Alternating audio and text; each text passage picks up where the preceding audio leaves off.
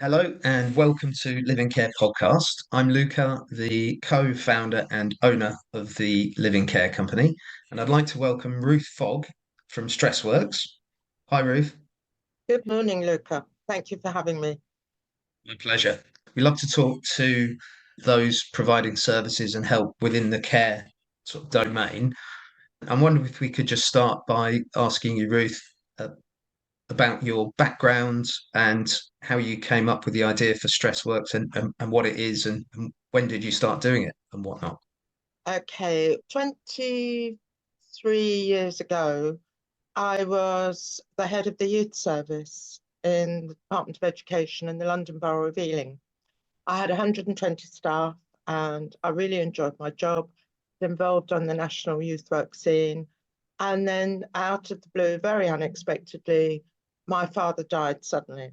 And I'm an only child, so that meant I had full responsibility for my mum, who basically fell apart. And what we had to do was sell her house and our house to buy a larger house that she could come and live with us in. Now, obviously, moving house is quite stressful for a start, and selling two houses was doubly stressful. But just after that happened, my mum then had a stroke, and that caused another set of problems.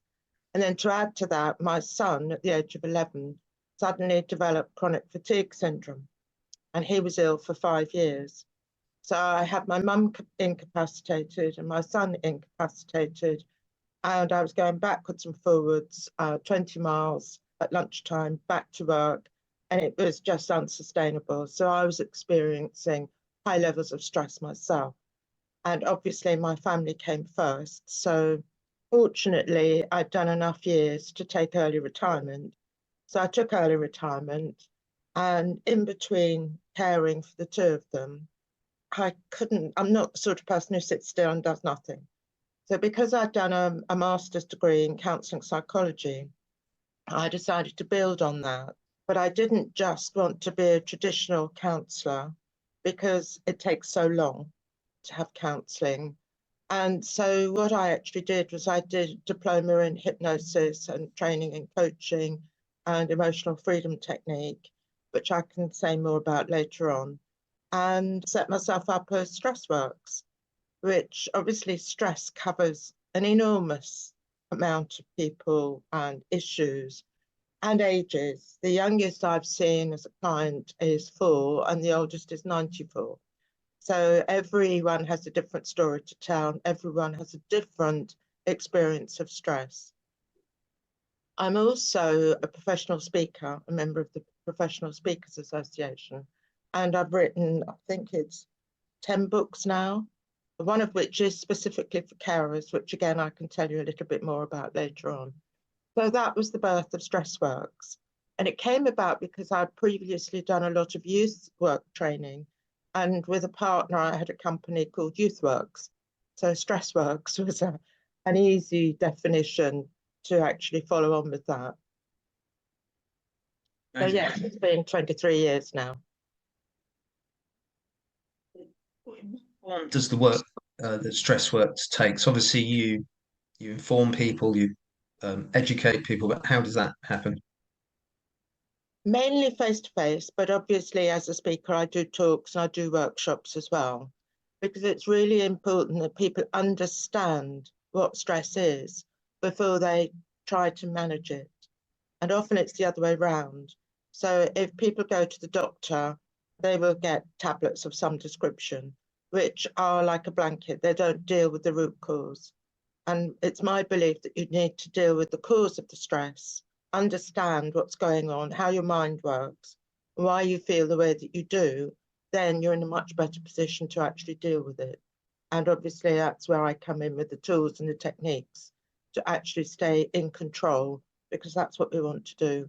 We want to feel calm, collected, in control, and confident about how we feel and what we're doing with our lives.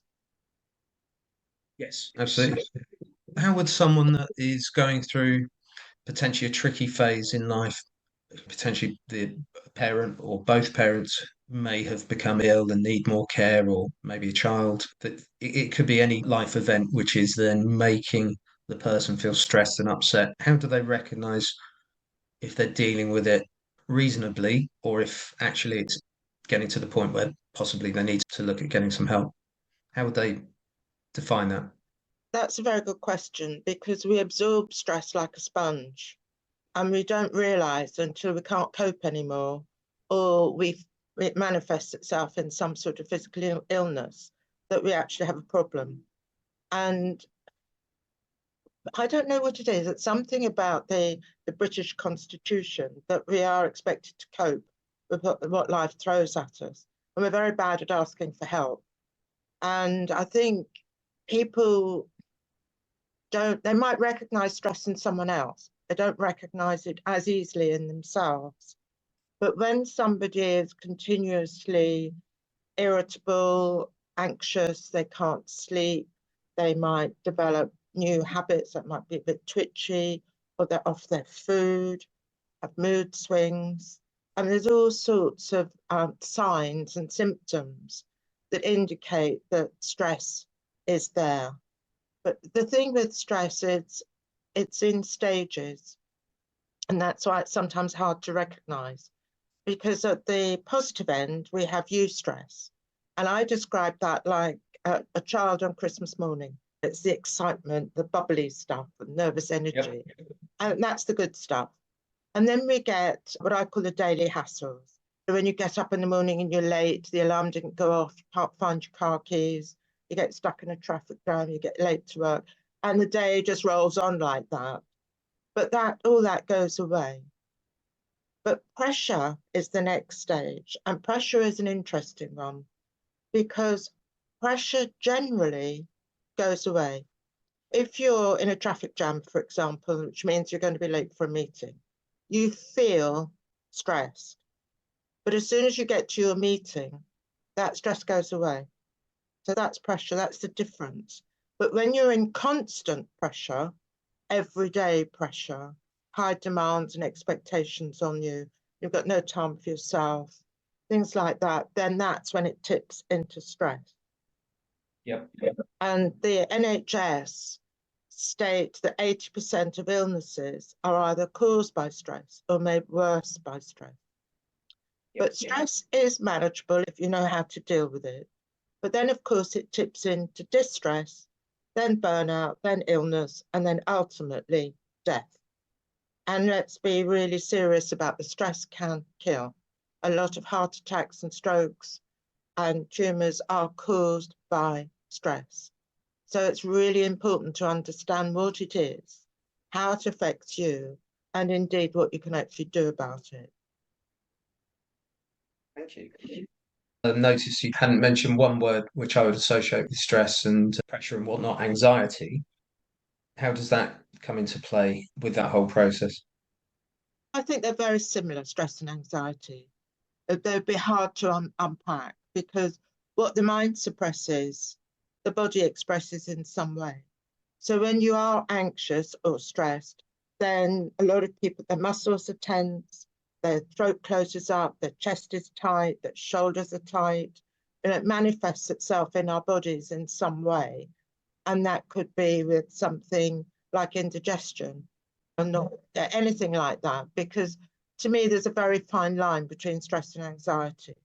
But again, it's understanding it, because it's all about the subconscious mind.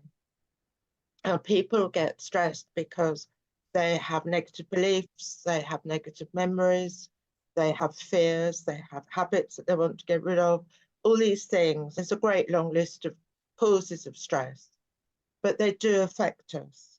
And again, it's understanding where they've come from. Now, unfortunately, in our education system, we are not taught how the mind works.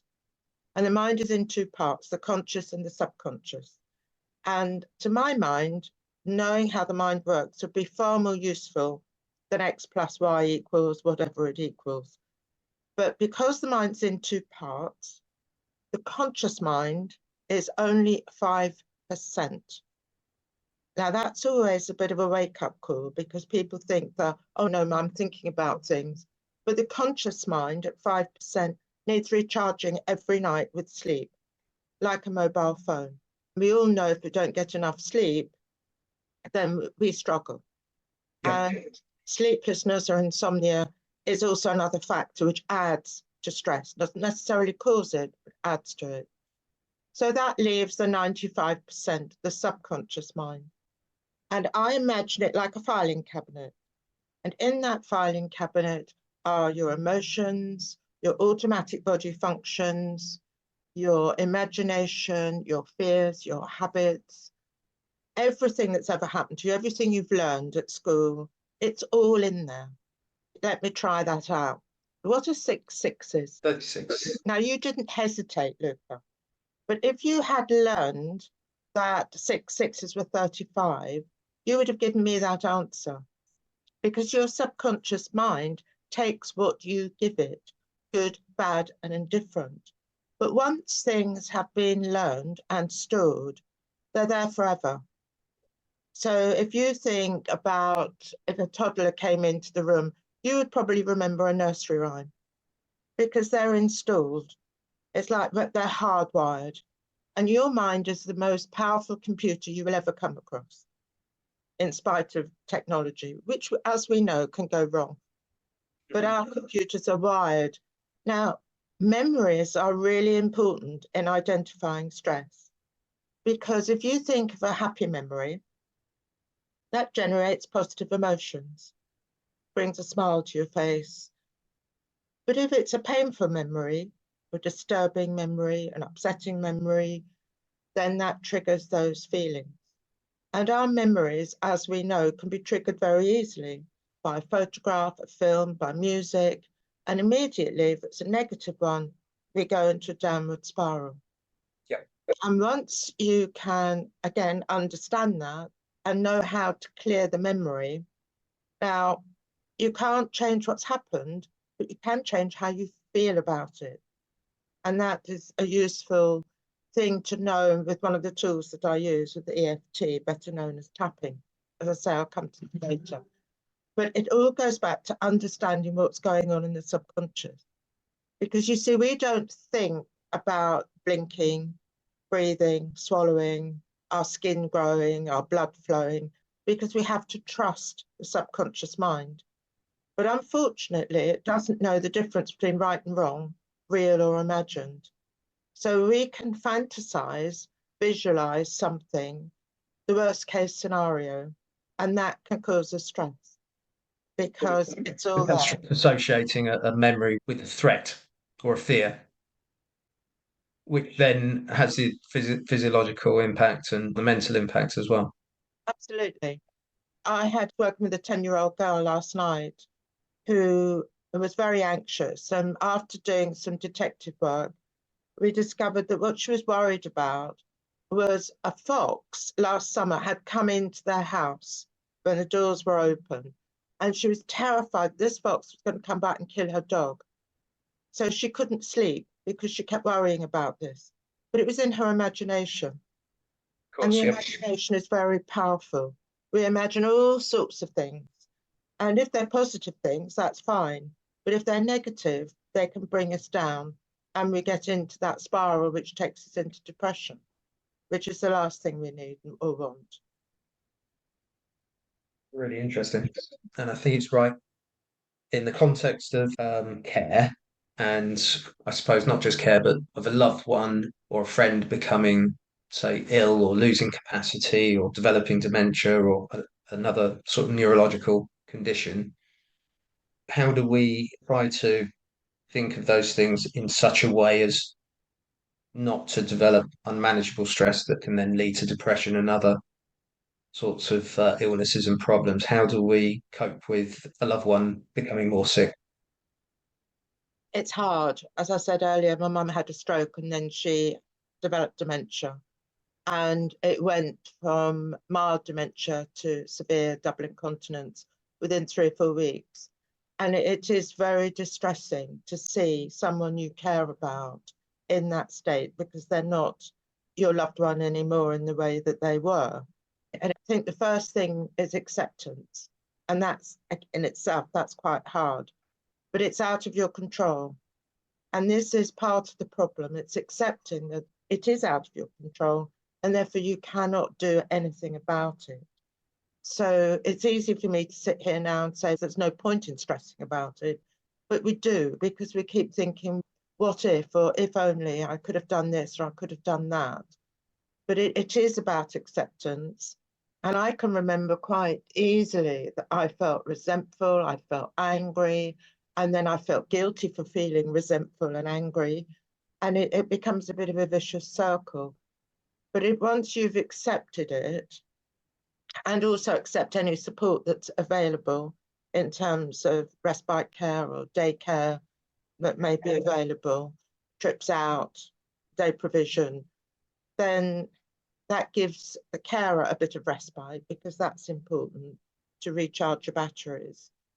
But there's two sides to this. One is how you feel as a carer, and the other is trying to empathise with the person who is going down that slippery slope, whatever it is, because they'll be struggling as well. And I can remember that I kept trying to correct my mum when she said things that were.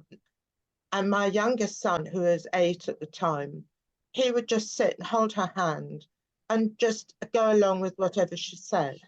And that was by far the better approach. So again, it's about acceptance. It's very hard to accept what's happening, because things are changing for you as well. Be you a mother or a daughter or a son or a husband, aunt, uncle, it doesn't matter.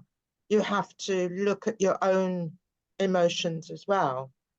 Because if you're not at your best, you're not going to be able to give your best to the person who needs the care and the love and the attention, or the TLC. Self-awareness in this context is very important. And recognizing that you do have negative feelings about it. And that's okay.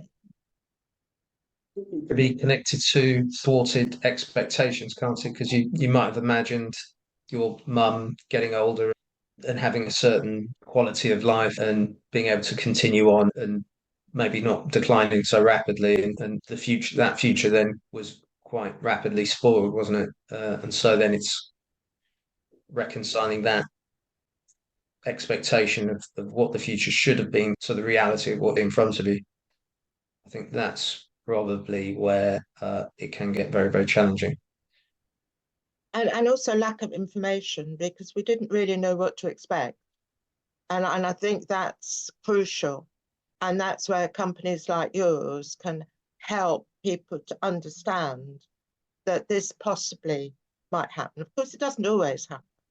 But my mum went through a stage of trying to escape. She was a Liverpudlian, and she kept saying, I'm going home. I'm walking back to Liverpool.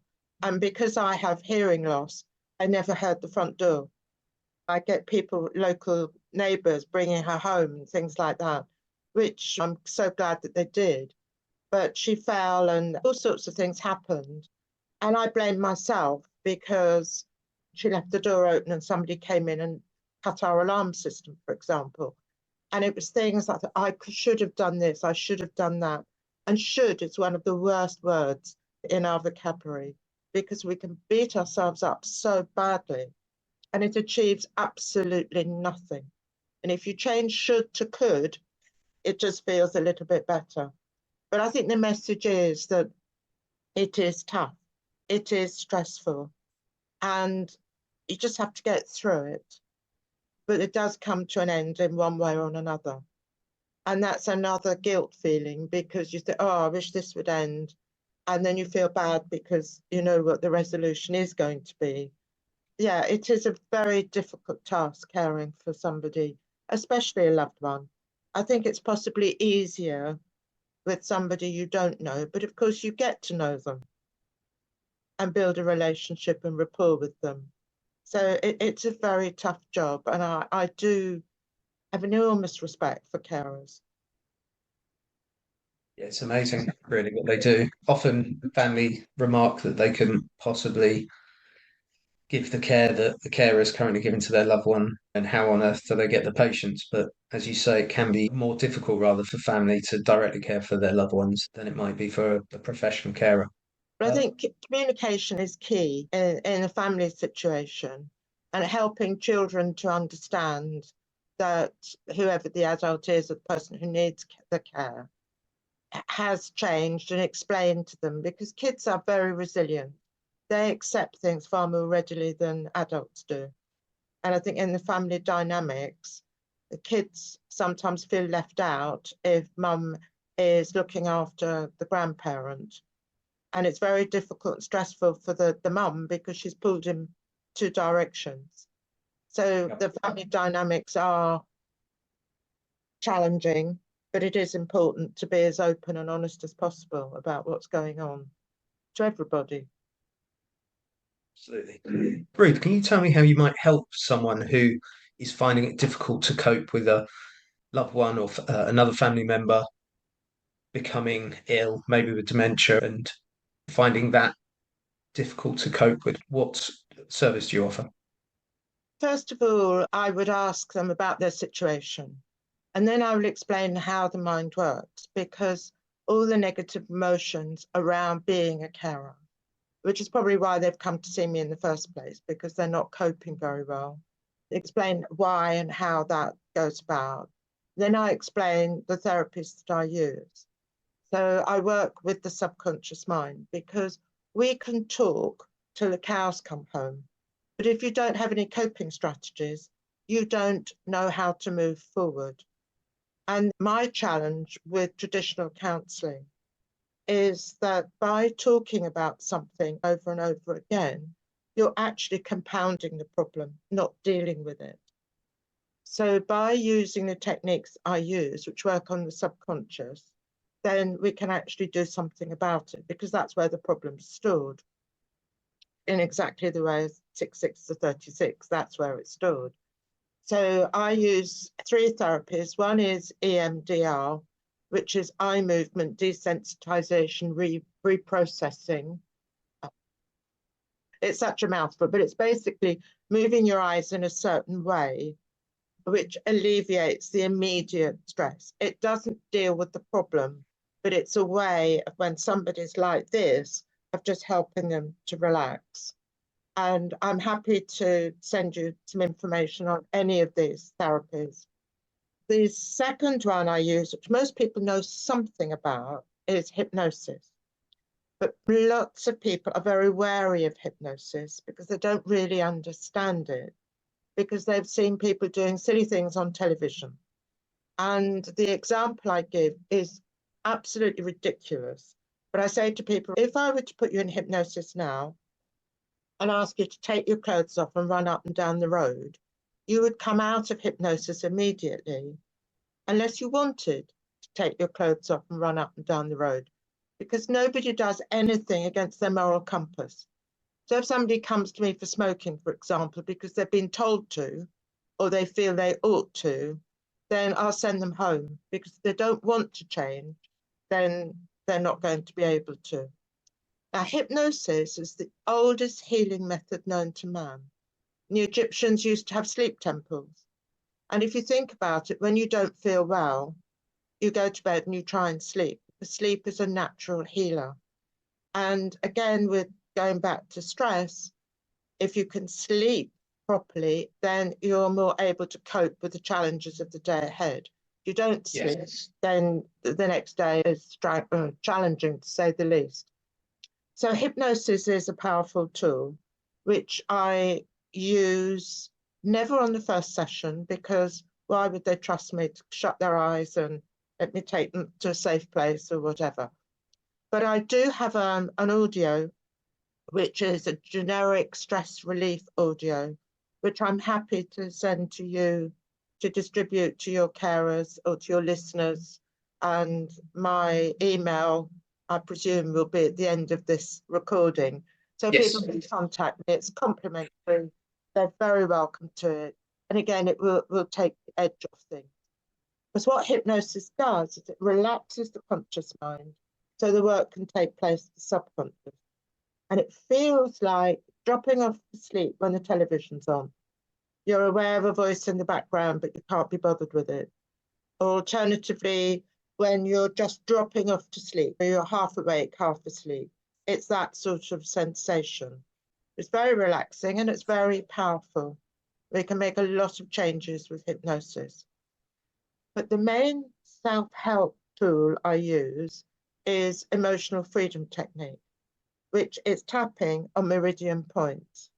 Now, most people have heard of acupuncture and reflexology, but they haven't heard of tapping.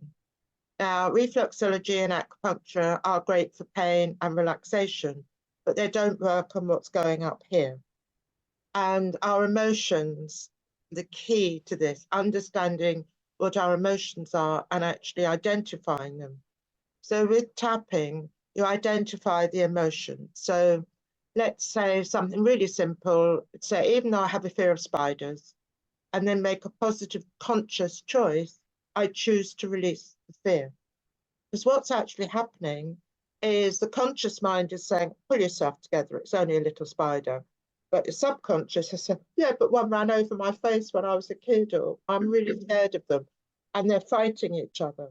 But when you do a round of tapping, they start to work together and the emotion is diluted and loses its impact. And once you know how to tap, you can deal with any emotion as it arises.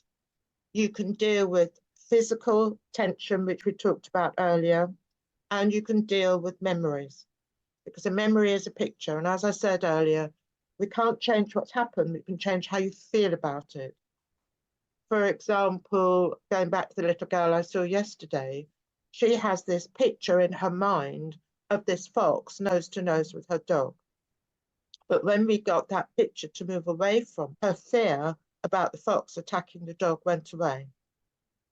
So it's very powerful.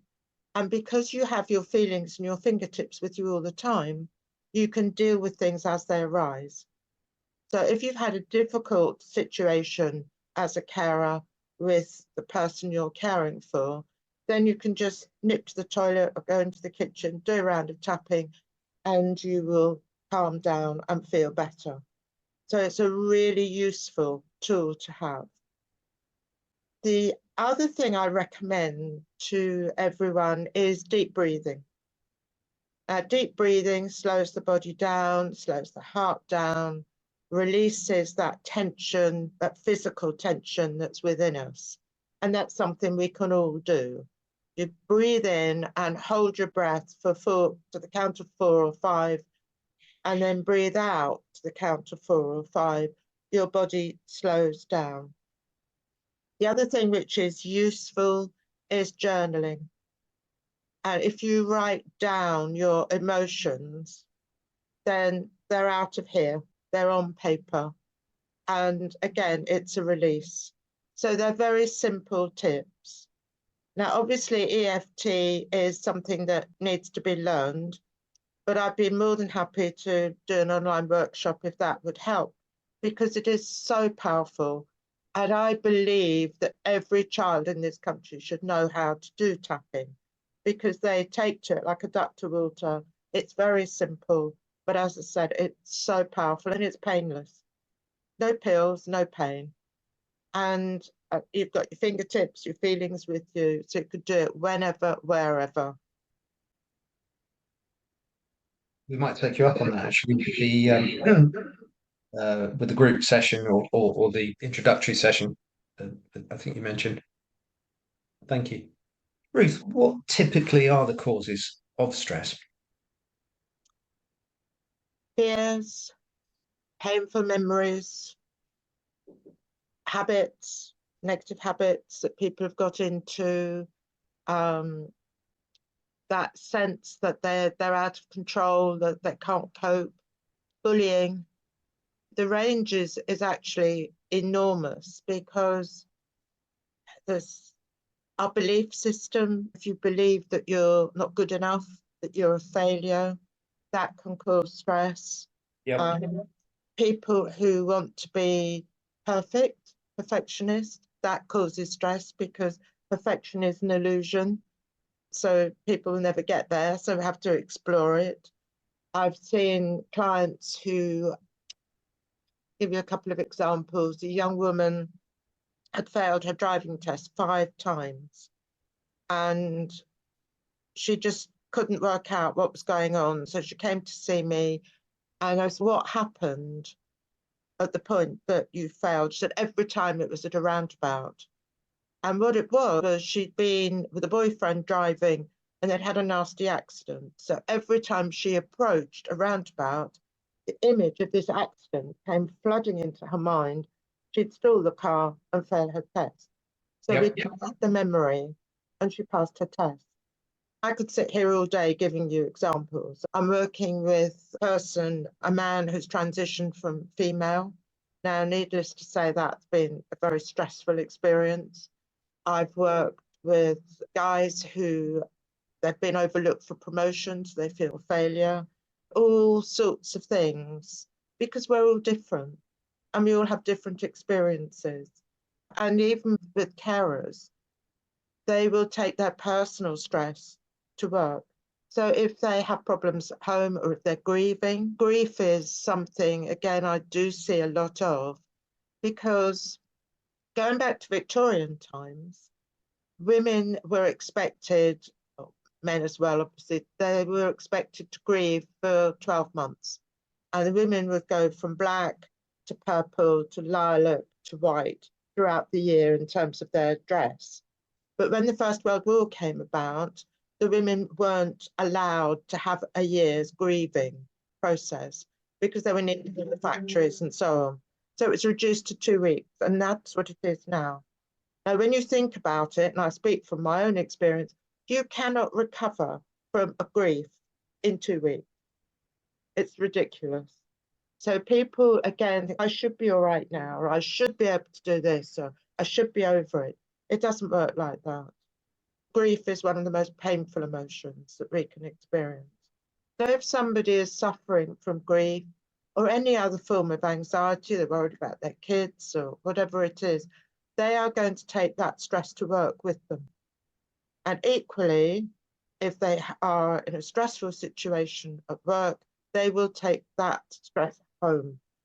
Stress is stress, whichever way you look at it. And people try to compartmentalize it. It doesn't work, it's in here. And it doesn't matter what the cause is, it's finding out what that is and dealing with it. And that's the key to it. And tablets aren't the answer. They don't take away the problem, do they? The root cause. No, they don't. And unfortunately, our GPs only have 10 minutes, so that's all they can do. They haven't got the time to sit and listen, which obviously I have in the context of what I do. Thank you. Ruth, what tips could you offer to a carer who's looking after potentially someone with dementia for quite long periods of time, whether it's their family member or whether they're a professional carer? What sorts of tips can you give to help that person manage stress and keep stress at a manageable level? On a general practical level, take regular breaks. If you can, go for a walk around the block, clear your head, get some fresh air, maybe do a bit of stretching or something like that. So just release those muscles. And shoulder rolls are very easy and effective, as is the deep breathing. But I think it's important for carers to realise that they're not alone, that other people are also doing the same sort of work. And maybe within your organisation, you could set up accountability buddies. So there is somebody that they can talk to when they've had a really bad day, just to offload, so they don't take it home with them, because otherwise they're going to dwell on it.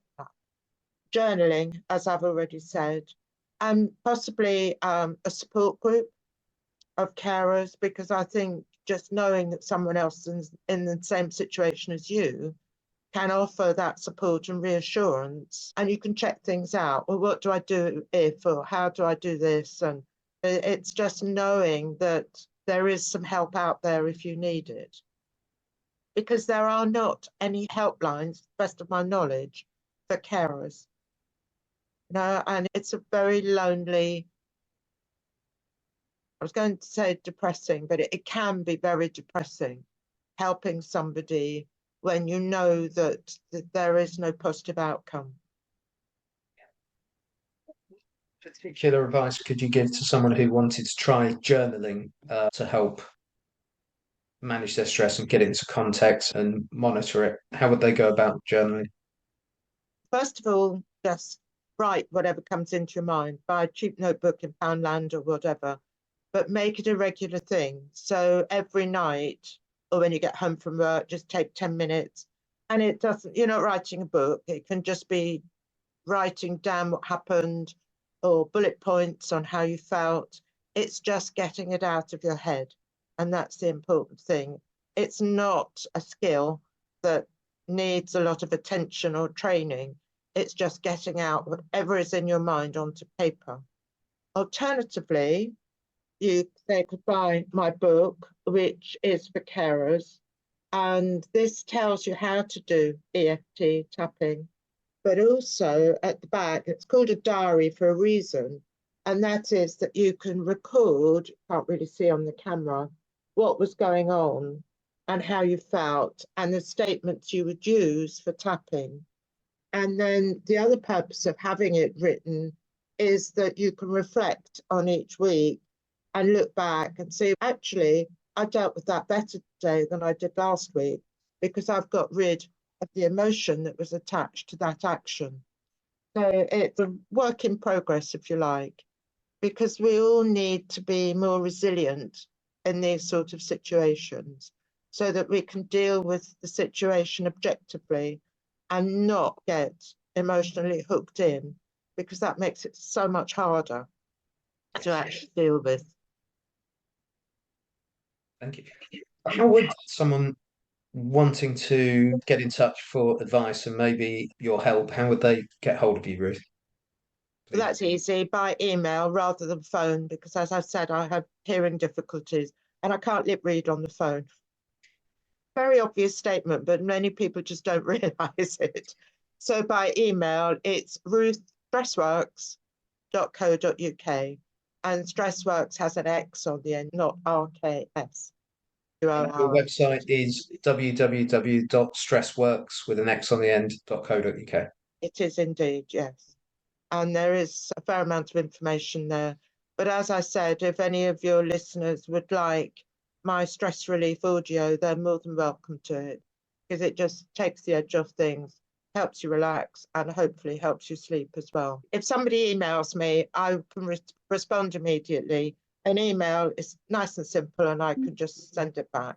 No strings attached. Brilliant. Lovely to talk to you, Ruth. Thanks very much. Really enjoyed that. And I'll love to chat to you again. Thank you very much. All right, my pleasure.